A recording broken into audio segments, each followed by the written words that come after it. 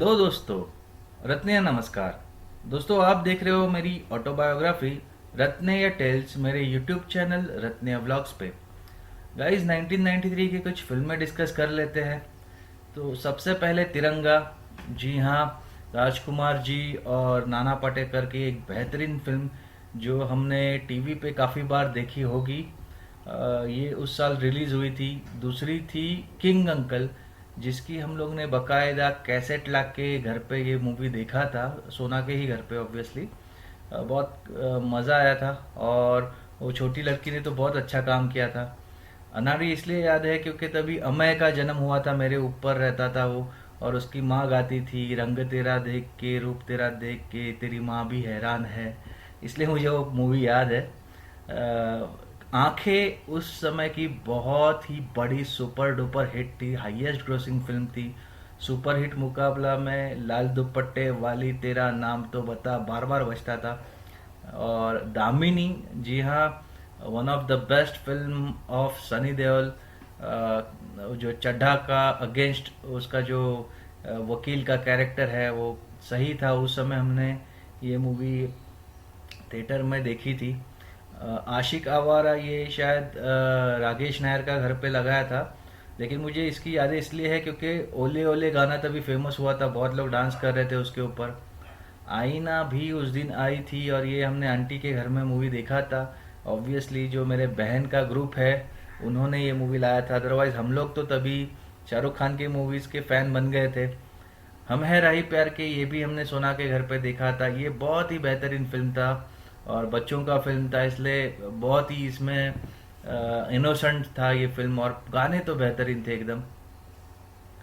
खलनायक, जी हाँ, ये ऐसी फिल्म थी जिसका कुक्कू कुक्कू पे हमने डांस पिटाया था आशा दीदी ने। लेकिन मैंने वो बाद में लास्ट मोमेंट पे क्विट कर दिया था क्योंकि मुझे थोड़ा घर पे से प्रॉब्लम आएगा ऐसा लगा था। सरदार मूवी ऑब्वियसली वल्लभ भाई पटेल जी के लाइफ की ये बायोपिक थी, जो परेश रावल इसमें सरदार बने थे। ये मेरी फेवरेट मूवी दी बाजीगर, मैंने इस पे से ही नाम रखा बाजीगर। ये मैंने सोलापुर में देखी थी अनिल के साथ, मेरे कजिन के साथ। और ठक ठक मासिक में मैंने फर्स्ट टाइम मेरा मेरा नाम दीप बाजीगर लिख के भेजा था। डर, ये भी मैंने अनिल के साथ देखी थी। और इसमें का जो एंड का सीन है जिसमें वो जोर जोर से हंसता है शाहरुख खान, राकेश दुधवड़कर प्रॉपर मिमिक्री करता था उसकी। धनवान मैंने यहाँ पे इसलिए डाली है क्योंकि ये मुझे बहुत प्यारी लगती थी मूवी। बहुत ही इनोसेंट सा इसमें प्यार दिखाया है तो मुझे बहुत अच्छा लगता था, ये पता नहीं क्यों। उसके बाद दोस्तों बात करते हैं स्पोर्ट्स की। तो पहली बार लाइट में मैच होने वाली थी ईडन गार्डन पे। इसके पहले कभी ऐसे डे एंड नाइट मैच हुआ नहीं करती थी। और हीरो कप था और उसमें कुछ कंट्रीज थी और इंडिया ने उसको जीत लिया था, जिसका श्रेय जाता है सेमीफाइनल में जो सचिन की बॉलिंग थी उसको, और फाइनल में अनिल कुंबले 6 for 12 उसने लिया था। मराठी मूवीज़ भी उस साल बहुत अच्छी आ रही थी, तो लक्ष्मीकांत बेर्डे की झपाट लेला। बाद में ये हिंदी में भी इसको डब करके टीवी पे बार बार दिखाने जाने लगा। उसके बाद सवत माझी लाड़की नाम का एक था जिसमें ये मतलब अफेयर का, एक्स्ट्रा मैरिटल अफेयर का सब्जेक्ट पे ये था। इसमें प्रशांत दामले भी था।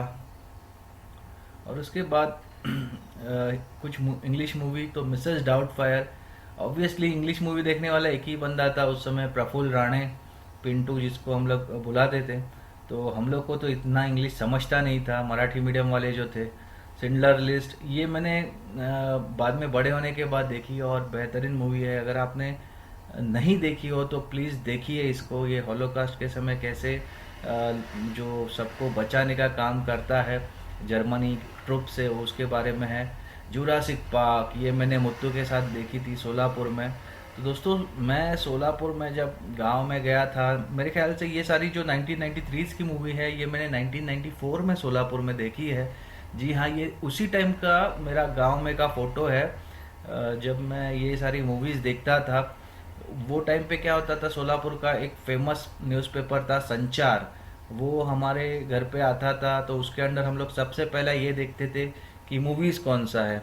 फिर सोलापुर के जो बाकी के थिएटर्स है जैसे गेंटियाल है, पद्मा है, उमा मंदिर है, भागवत मंदिर है।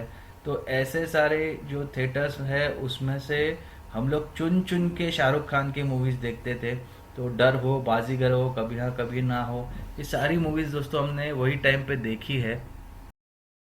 तो दोस्तों 1993 आते आते मेरे डैडी के बड़े भाई है चाचा, उन्होंने डैडी से थोड़ा सा मदद लेके वहाँ पे सोलापुर में नया घर बनाया था पोगलमड़ा एरिया में। तो इसीलिए उस साल हमारा शायद गांव में 2 बार जाना हुआ साल भर में, अदरवाइज हम लोग सिर्फ मई मंथ में जाते थे। तो उस टाइम पे मैंने ये सारी मूवीज़ देखी है। ये मेरे पीएनटी कॉलोनी का घर का बाहर जो पेड़ गिरा था गुलमोहर का, उसके ऊपर बैठ के निकाला हुआ फोटो है। और सेम डे का ये दूसरा फोटो है जहाँ पे औसफ के साथ मैं हूँ। और मेरे पास जो देख रही है वो सिंटी है। और ये जो दूसरी लड़की है रेड में, उसका नाम वसुधा है शायद। माने काकू की ये लड़की है, इतना मुझे याद है।